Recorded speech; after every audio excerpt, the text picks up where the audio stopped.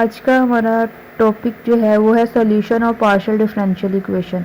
Solution of partial differential equation हम पहले निकालेंगे बाय डायरेक्ट इंटीग्रेशन।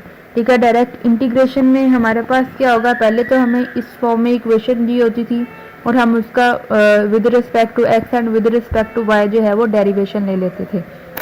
क्योंकि यहाँ पे कॉन्स्टेंट्स इन्वॉल्व नहीं है तो हम यहाँ पे इनको जो है वो इस तरह से डिफ्रेंशिएट करते हैं।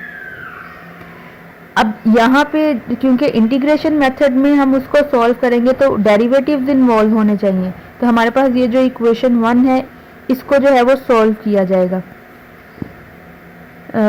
इसको अब यहाँ पे क्या है, ये वाली इक्वेशन हमें दी जाएगी इन इंटीग्रेशन मेथड। ठीक है, तो यहाँ पे हमें with respect to x and with respect to y जो है इसको इंटीग्रेट करना पड़ेगा। विद रिस्पेक्ट टू एक्स जब इंटीग्रेट करेंगे तो वाई हमारे पास एज अ कांस्टेंट डील होगा, और जब हम विद रिस्पेक्ट टू वाई करेंगे तो एक्स एज अ कांस्टेंट यहाँ पे डील होगा। तो हमने यहाँ पे पहले इस इक्वेशन 1 को with respect to x integration की, तो इंटीग्रेशन जब करेंगे तो हम इसको लिख सकते हैं partial over partial y and partial z over partial y and partial over partial x। अब पार्शियल x जो होगा वो दूसरी साइड पे चला जाएगा, दूसरी साइड पे जाएगा क्योंकि यहाँ पे क्या है, y as a constant deal हो रहा है, मींस के x है तो हम इसको dx भी लिख सकते हैं। ठीक है, और यहाँ पे क्योंकि x और y एज अ कांस्टेंट है तो हम यहाँ पे c1 या c2 नहीं लिख सकते, हमें यहाँ पे f ऑफ y यहाँ पे मेंशन करना पड़ेगा। अब ये पार्शियल और इंटीग्रेशन कैंसिल, हमारे पास जो रिजल्ट आएगा इसका यहाँ पे मैंने मेंशन भी किया है कि हम क्यों कांस्टेंट नहीं लिख सकते, हमें फंक्शन वैल्यू क्यों यहाँ पे मेंशन करनी है। क्योंकि कांस्टेंट हो सकता है कि वहाँ पे जब आए तो हमारे पास वैल्यू कुछ और निकले, क्योंकि y एज अ कांस्टेंट यहाँ पे डील हो रहा है तो हम फंक्शन को y के लिहाज से आर्बिट्रेरी फंक्शन यहाँ पे कहेंगे।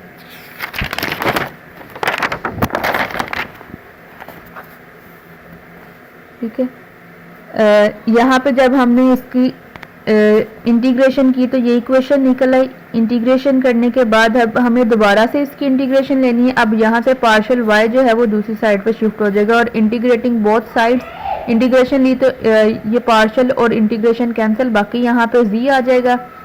इसकी भी हमें इंटीग्रेशन लेनी पड़ेगी और इसकी भी लेनी पड़ेगी, क्योंकि अब यहाँ पे y के रिस्पेक्ट से हम इंटीग्रेशन ले रहे हैं तो x एज अ कांस्टेंट यहाँ पे डील किया जा रहा है, तो फंक्शन वैल्यू यहाँ पे लिखी जाएगी g ऑफ x। ठीक है, ये एज अ कांस्टेंट यहाँ पे मेंशन किया जाएगा।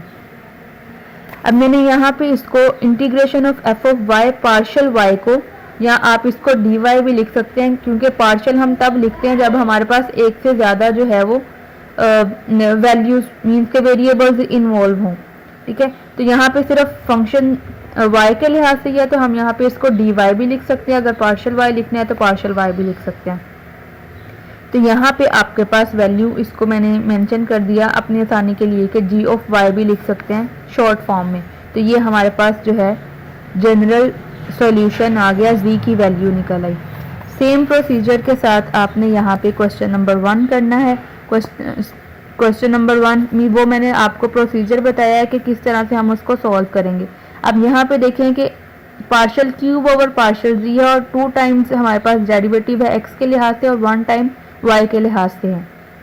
ठीक है, तो हम यहाँ पे y क्योंकि एक ही दफ़ा है तो हम पहले y के रिस्पेक्ट से इसकी इंटीग्रेशन ले लेते हैं। जब हमने y के रिस्पेक्ट से ली तो हमारे पास यहाँ पे क्या आ गया, कोस साइन में चेंज हो गया, और यहाँ पे क्योंकि 2x डेरिवेटिव लेंगे हम 2x प्लस 3y का, तो ये 0 हो जाएगा और यहाँ पे सिर्फ 3 बचेगा। ठीक है, तो वो नीचे आ गया इसका, और साथ में हम इसको x को क्योंकि कांस्टेंट यहाँ पे डील कर रहे हैं तो यहाँ पे फंक्शन f ऑफ x लिखा जाएगा। इसी तरह से नेक्स्ट आप इसको with respect to x integration लेंगे। ठीक है, यहाँ पे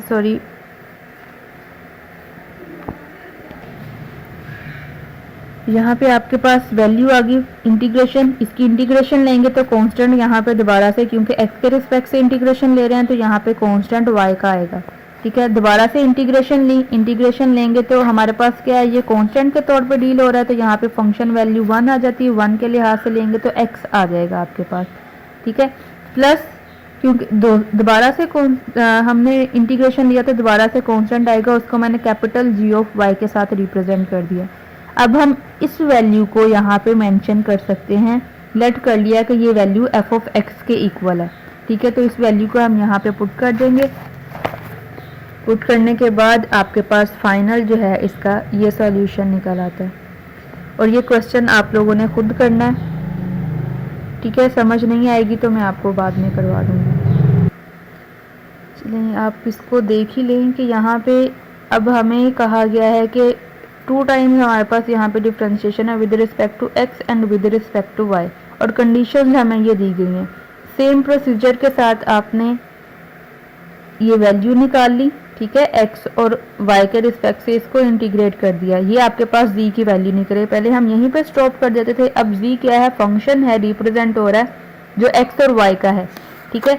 तो यहाँ पे हमें कंडीशन दी गई है कि g x zero is equal to x square है, तो हम y की जगह पे 0 पुट कर देंगे, हमारे पास ये वैल्यू निकल आएगी। इसमें हम इक्वेशन 2 में वैल्यू को पुट कर देते हैं तो हमारे पास ये रिजल्ट निकल आता है। अब ये हम जी ऑफ एक्स की जगह पे ये वैल्यू पुट कर सकते हैं, ठीक है। हमने जी ऑफ एक्स निकाला, यहाँ पे इसको पुट कर दिया। अब ये हमारे पास इक्वेशन निकल आई ये वाली, ठीक है। अब हम यहाँ पे दोबारा से, क्योंकि दूसरी कंडीशन हमें दी गई है z1y is equal to cos y, ये ठीक है। अब हम इसको जो है वो पुट करेंगे, मीन्स के x इज इक्वल टू 1 रखेंगे और हमारे पास फंक्शन निकल आएगा कोस वाई। जब हमने 1 रखा तो यहाँ पे आपके पास वैल्यू आ गई, z1y is equal to cos y था और ये आपके पास रिजल्ट आ गया, ठीक है। अब यहाँ पे हम क्या कर सकते हैं कि ये वाली सारी वैल्यूज मैंने दूसरी साइड पे शिफ्ट की तो एफ ऑफ वाई ये निकल आया। अब हम एफ ऑफ वाई की जगह पे कॉन्स्टेंट्स को हमने ख़त्म करना है, ठीक है। तो कांस्टेंट को ख़त्म किया तो एफ ऑफ वाई की जगह पे हमने सारी वैल्यू को पुट किया। यहाँ पे एक्स स्क्वायर से कैंसिल हो जाएगा और एफ ऑफ ज़ीरो से, तो ये हमारे पास वी ऑफ एक्स वाई की जो है वो फाइनल वैल्यू आ गई। और ये क्वेश्चन है आपके, ये सारे आपने खुद करने हैं।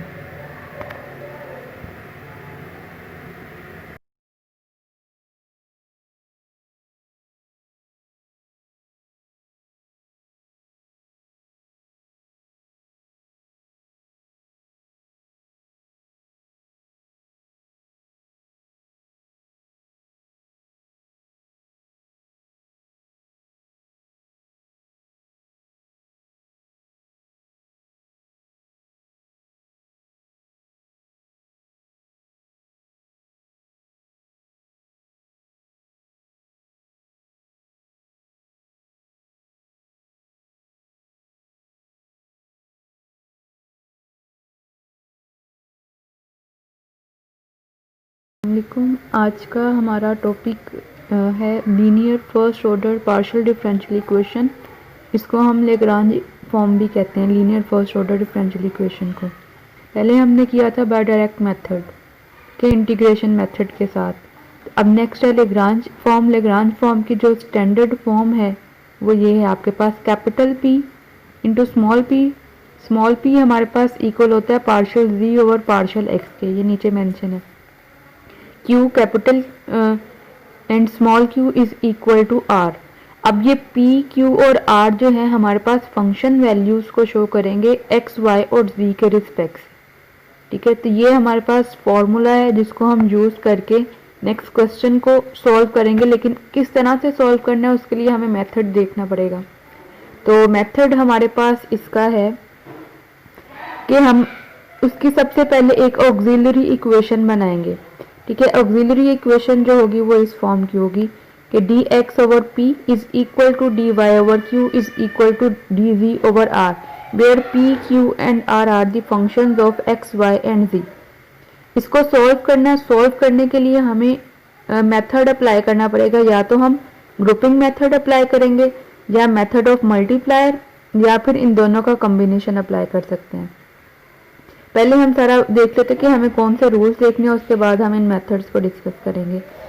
उसके बाद क्या होगा, ये मेथड हमने अप्लाई कर दी है। अप्लाई करने के बाद हमारे पास जो रिजल्ट आया है वो इज इक्वल टू, हम इसको a भी कह सकते हैं और आप इसको c1 भी कह सकते हैं और इसको c2 भी कह सकते हैं,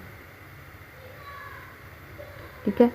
तो दो हमारे पास सॉल्यूशन आएगी इक्वेशन 1 के, ठीक है, जो हम इस इक्वेशन को यूज करते हुए निकालेंगे, ठीक है।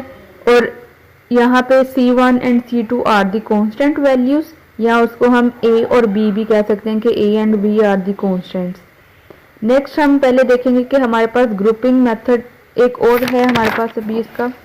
तो जब हमारे पास निकल आया जो भी हमारे वैल्यूज़ आई हैं उसको हम इस फॉर्मूला के अंदर जो हमने फर्स्ट में भी देखा था कि f of u v is equal to 0 ये लेते थे कि हमारे पास कंप्लीट सोल्यूशन निकलेगा, ठीक है। या तो u एक फंक्शन वैल्यू होगी जो इक्वल होगा फाई ऑफ v के and v is equal to psi of u, means के इस फॉर्म में भी आंसर आ सकता है और इस फॉर्म में भी आ सकता है। नेक्स्ट ग्रुपिंग मेथड क्या है। अब हमने ऑक्सिलरी इक्वेशन देखी है। ऑक्सिलरी इक्वेशन में हमारे पास 3 पार्ट्स दिए हुए हैं जिनको हमने इक्वल के साथ लिखा हुआ है, तो हमें उनमें से किसी 2 पार्ट्स को इस तरह से चूज करना है कि हमारे पास जो है सॉल्यूशन वो इजीली सॉल्व करके एक हमारे पास डिफरेंशियल इक्वेशन अगर हम अप्लाई कर रहे हैं तो इंटीग्रेशन लेने के बाद हमारे पास एक जो है वो स्टैंडर्ड फॉर्म आ जाए, सॉल्यूशन आ जाए, जनरल फॉर्म निकल आए उसकी। लेट्स से कि अगर हम लेते हैं कि dx ओवर p है is equal to dy over q, first 2 हमने पार्ट्स ले लिए।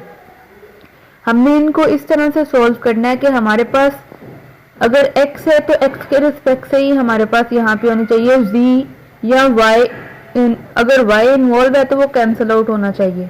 ये नहीं है कि अगर हम यहाँ पे ले रहे हैं तो z आ रहा है या y आ रहा है तो इसका मतलब है कि वहाँ पे हम ग्रुपिंग मेथड को अप्लाई नहीं कर सकते, हमें वहाँ पे उसका दूसरा मेथड अप्लाई करना पड़ेगा, मल्टीप्लाइड मेथड, और उस इक्वेशन को सिंप्लीफाई फॉर्म में लिखना पड़ेगा पहले। dy by d x is equal to q over p, ये मैंने इसको अरेंज करके लिखा है। इसका मतलब है कि ये हमारे पास कैंसिल आउट होकर सिंप्लीफिकेशन फॉर्म में रिजल्ट आना चाहिए, तो उसको हम डिफरेंशियल इक्वेशन को इजीली सॉल्व कर सकें। नेक्स्ट मेथड का मैंने आपको बता दिया कि अगर हम 2 पार्ट्स को चूज करें और वहाँ पे ग्रुपिंग मेथड अप्लाई नहीं हो रहा, मीन्स कि वहाँ पे यहाँ तो z इन्वॉल्व है या क्या हो सकता है इनका कॉम्बिनेशन इन्वॉल्व हो सकता है, x y या फिर x प्लस वाई, इस तरह से टर्म्स अगर इन्वॉल्व हैं तो वहाँ पे हम मेथड ऑफ मल्टीप्लायर को अप्लाई करेंगे। मेथड ऑफ मल्टीप्लायर में क्या है हमारे पास कि हम 3 जो है वो ये हमारे पास इक्वेशन बनेगी इस फॉर्म की, हम 3 मल्टीप्लायर्स को चूज करेंगे। मैंने इनको रफली नाम दिया हुआ है कि L, M एंड N, ठीक है। L यहाँ पे हमने इनको रखना है इस तरह से कि ये नीचे वाली वैल्यू या तो ये 0 बन जाए या हमारा इस तरह का रिजल्ट आए कि इन तीनों में से अगर किसी एक के साथ भी इनकी ग्रुपिंग की जा रही है तो हमारे पास डिफरेंशियल इक्वेशन जो है वो सिंप्लीफिकेशन सॉल्व की जा सके। जरूरी नहीं है कि 0 आए, 0 भी आ सकता है, नहीं भी आ सकता है। नहीं आएगा तो हम उसको जो है वो इस तरह की टर्म आनी चाहिए कि वो सॉल्व हो जाए हमारे पास, ठीक है। तो अगर तो हमारे पास यहाँ पे 0 आ गया, इसका मतलब है कि अगर मैं इसके साथ कंपेयर करी तो 0 इधर मल्टीप्लाई हुआ तो सारी टर्म जो है वो 0 होगी। तो इसके बाद हमारे पास क्या बचेगा, L dx plus M dy plus N dz is equal to 0।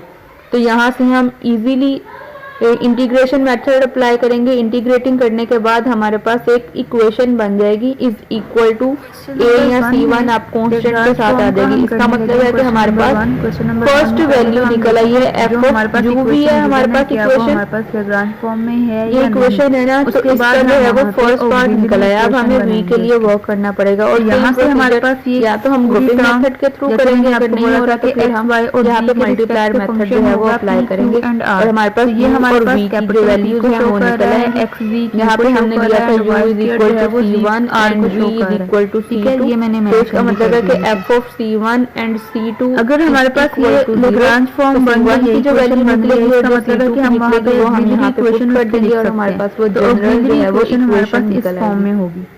अब नेक्स्ट प्रोसेस हमारा क्या था, वर्किंग रूल हमारे पास नेक्स्ट था कि हमने यहाँ पे कौन सा मेथड अप्लाई करना है इसको सॉल्व करने के लिए। तो यहाँ पे हम पहले चेक करते हैं क्या ग्रुपिंग मेथड के थ्रू हमारे पास ये सॉल्व हो रहा है। तो मैंने फर्स्ट 2 इक्वेशंस यहाँ से चूज की, ठीक है, taking the first 2 parts of equation 2। तो यहाँ पे हमारे पास ये आ गया। अब चेक करना है कि क्या यहाँ पे z इन्वॉल्व है ना, तो z अगर तो ये कैंसिल आउट हो रहा है तो इसका मतलब है कि हमारे पास x और y के रिस्पेक्ट से ही वैल्यूज़ हैं, तो उसको हम इंटीग्रेशन के थ्रू सॉल्व कर सकते हैं। ठीक है, तो इसको मैंने अब क्योंकि ये हमारे पास क्या है dx इधर वाली साइड पे, तो x स्क्वायर इधर मल्टीप्लिकेशन में आ जाएगा। मल्टीप्लिकेशन में आके तो ये हमारे पास क्या आ गई, मैंने राइट वाली टर्म जो है वो लेफ्ट साइड पे शिफ्ट की तो ये आ गया हमारे पास। इंटीग्रेशन अप्लाई की तो हमारे पास यहाँ पे आ गया x cube over 3 minus y cube over 3 is equal to c. ठीक है, तो 3 यहाँ पे क्या है, दोनों में कॉमन है, तो यहाँ अगर हम बोथ साइड पे 3 से मल्टीप्लाई करते हैं तो ये 3c बन जाता है। 3c इज इक्वल टू मैंने c1 लिख दिया। इसका मतलब है कि हमारे पास u की वैल्यू निकल आई। ठीक है, तो नेक्स्ट हमें काम करना है v के लिए। तो v के लिए दोबारा से हमें ऑक्सिलरी इक्वेशन पे जाना पड़ेगा। अगर मैं यहाँ पे सेकंड और थर्ड वाला पोर्शन जो है वो सिलेक्ट करती हूँ, ये सिलेक्ट करती हूँ, तो यहाँ पे y और z के रिस्पेक्ट से है, x से कैंसिल हो गया, लेकिन फिर भी क्या है x इन्वॉल्व है इसमें, तो यहाँ पे हम इन दो टर्म्स को जो है वो सिलेक्ट नहीं कर सकते। अगर सिलेक्ट करेंगे तो हमें वहाँ पे प्रोसीजर चेंज करना पड़ेगा, मल्टीप्लायर मेथड के थ्रू हमें इसको सॉल्व करना पड़ेगा। ठीक है, इसका मतलब है कि इन दोनों को नहीं ले सकते। अब इन दोनों का रिलेशन हमने ले लिया था, तो हम फर्स्ट और थर्ड का भी पेयर बना सकते हैं, इनकी ग्रुपिंग कर सकते हैं। मैंने फर्स्ट और थर्ड को चेक किया तो यहाँ पे क्या है, x और z के रिस्पेक्ट से डेरिवेटिव है, और नीचे हमारे पास y स्क्वायर z है, और यहाँ पे x y स्क्वायर से कैंसिल हो जाएगा। बाकी हमारे पास जो इक्वेशन आएगी वो हमारे पास आ जाती है x dx is equal to z dv। तो यहाँ पे दोबारा से हम इंटीग्रेशन अप्लाई करेंगे, 2 मल्टीप्लिकेशन में आ रहा है, तो ये हमारे पास दोबारा से क्या हो गया, 2c2 आ गया हमारे पास। तो हमने 2c2 को c3 का नाम दे दिया। अब इसका मतलब है कि हमारे पास फंक्शन जो है, जो इसका कंप्लीट सोल्यूशन आएगा वो हमारे पास है c1 c3 is equal to 0, या हम वहाँ पे उनकी जो वैल्यूज़ हैं उनको पुट कर देंगे तो ये हमारे पास कंप्लीट सोल्यूशन आ जाएगा। नेक्स्ट क्वेश्चन आप लोगों ने खुद करना है,